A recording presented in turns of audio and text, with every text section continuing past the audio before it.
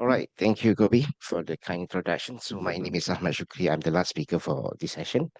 So I'm coming from Malaysia. So we'll talk about hybrid LSPR, Uric acid sensor and innovative framework for ultrasensitive, selective, and stable biomolecular detections, which done by my PhD student who cannot claim due to some visa requirement and so on. So I hope that my session will not have a lot of questions like the presented before, because this is the last. I think you all want to get some coffee, right? Okay, very good. All right, so the paper is published in a Census Journal, Census Letters actually. So if you can get this downloaded, because there is no conference proceeding for this session, right? So this is outline of my talk. I have 15 minutes, so I will talk about 10 to 12 minutes.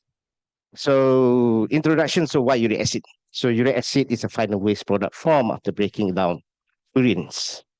So I guess um, most people, when they come to an age, same as me, they will consider one medical symptoms that they have, especially when you want to walk, gouts. So I have gouts, I have uric acid stone, and so on. So because my body is kind of reluctant to process uric acid to become urea eventually. So so this is what we're going to do. Biosensors market size is estimated about $37.5 billion and expected to hit 49.6 by 2030. So you can, you know, see the links. And again, what is the numbers of uh, uric acid or urea in the body? So for male, uric acid level exceeding 7.0 milligram per deciliter mean hyperuricemia, because, and also for female, normal uric acid levels are below 6.0 milligram per deciliter. So higher than that, the possibility of you to get gouts, and you know what happened when you get gouts. You want to, put on your trousers, also gonna be you're gonna be feeling very painful. Okay, and also this is the table over there is based on the typical gout and uric acid blood analysis. So below 6 is properly of gout recurrence is below 1, so it's quite good. 6 to 6.9 is 0.9, and when it shoots 7, it increases to 4.1%. So my uric acid level normally between 8 and 3. If I take my medication, it will go down to 3. If I'm travel here to Canada and forgot to bring my medication, I hope I will not get doubts on my way back home. All right, 19 hours of flight later on. Okay. Okay, so next is hyperuricemia. Apart from gouts, they have this gut, kidney, liver, CVD, and CKD, chronic kidney disease, cardiovascular disease, liver, overproduction of uric acid will have, effect on your liver, and kidney functions. So if your creatinine level up, then something wrong with your kidney. So thank God my kidney still function. My creatinine function is about 2 to 3, to level 2 or level 3. If you hit level 4, then next year you're going to do dialysis, hemodialysis. Right. So again, see, this is some table you can see. And also, due to chronic kidney disease is 15.6 out of 10,000 death. And hyperuricemia is 40% of risk for CVD, cardiovascular disease, at the facilities of stroke. So as you can see, me being not so good with my BMI status, I'm kind of obese, and also this, I have to take care of this. So this is actually, the research is based on my experience dealing with gout. And when you pull out blood every 3 months just to see the kidney function and so on. Is there any other ways that we can do?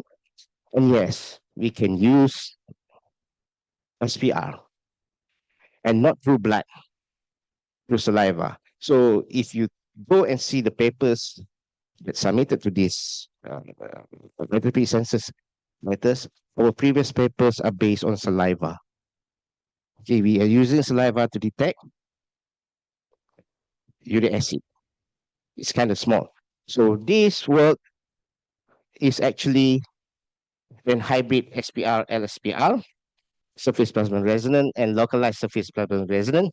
The sensing range is between, for SPR is this one, whereas SPR is small. All right. The sensitivity is high, whereas LSPR is very high. So why hybrid? We want to take this and we want to take this as well. And also we want to have some of the other advantage from SPR and some of the added advantage from LSPR. So we can do it hybrid and we can, lower the limit of detection, because in saliva, uric acid is very small. Apart from blood, when you typical every 3 months, you pick up blood and so on. But also, the sensitivity must be high. That's why we combine both SPR and also LSPR. Oh, sorry. Is it correct? Oh yeah, okay. So this is our sensor probe preparations. We start with amine modifications. We use the Piranha solution and so on. This is the complete chemical use. And then we have, from that, we do a sputtering coating. And from this, we have AU nanoparticle dip coating on a slide glass. And then we use the GQD spin coating. GQD is graphene quantum dots. So I will not explain this in details because of lack of time. But what I can say is from here to here is actually SPR. Here to here is become LSPR. So you combine both. Okay, if you know about SPR, surface plasmon resonance, we are using prism-based Fishman configurations. So you will know that this one to this one is splitter coating and then is SPR. And then from here to here is become LSPR. So how the hybrid, we can get the hybrid is from this, this is the experimental setups. So we are using prisms. We have these flow cells and so on. We have the injection opening.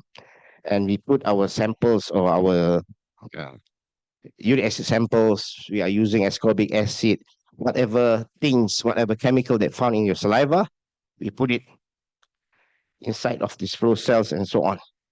So we are using this one, APTES modified AU-AuNP, graphene quantum dots nanometrics. So this is the characterizations.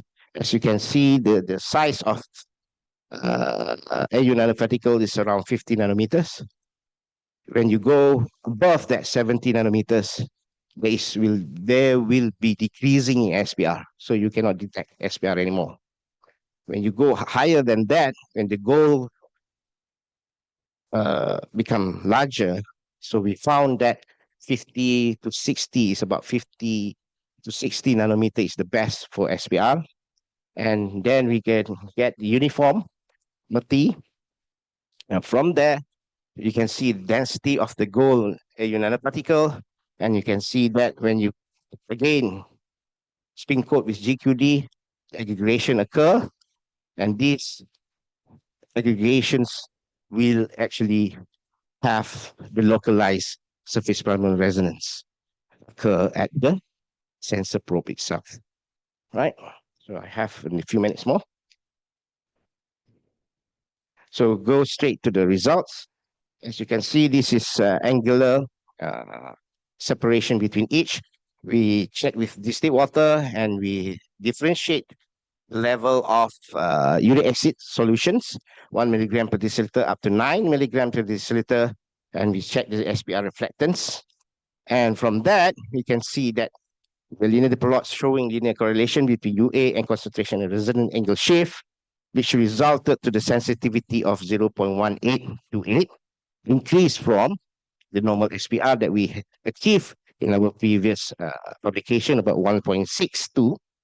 And the LOD also decreased 0.1658 milligram per deciliter, showing that our hybrid SPR-LSPR indeed increased the sensitivity and lowered the limit of detections. Next is this resonant angles. For each, we have uric acid, we have ascorbic acid, we have urea, we have, and also we have all the combines here. Uric acid plus interference, meaning that we added all, creatinine, glucose, urea. This is what you found in your saliva. It's not in your pee, it's in your saliva. Right? So what happened is we can show that the selectivity is high for uric acid, 90%, 90.1% instead of others. So the selectivity also increased apart from the normal SPR that we did previously. So the comparison between the reference, other reference, as you can see the paper, and our proposed hybrid SPR is that the superior sensitivity due to plasmonic coupling between AU films and AU nanoparticles. Non-enzymatic design ensures higher stability, resistant to degradation, and consistent optical response. Is that what summarize this paper apart from others? And from our summary, so SPR alone, LSPR alone, we combine both SPR for depth, LSPR for surface level enhancement. We managed to get that. And angular sensitivity is 0.1828 due synergetic plasmonic coupling.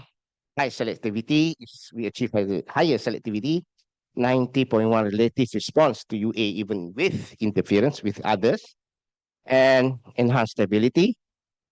Nanometrics, if you want to repeat, we just clean it with distilled water and we can show the repeatability of it. And lower limit of detections with broad physiological range, 1 to 9 milligram per deciliter.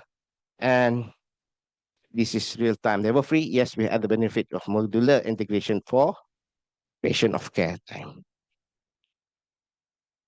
So this is our reference. The red one is our previous work. And thank you very much. This is the team, our university, and we have this guy from NUS, this guy from Japan, and so on. All right. So thank you very much.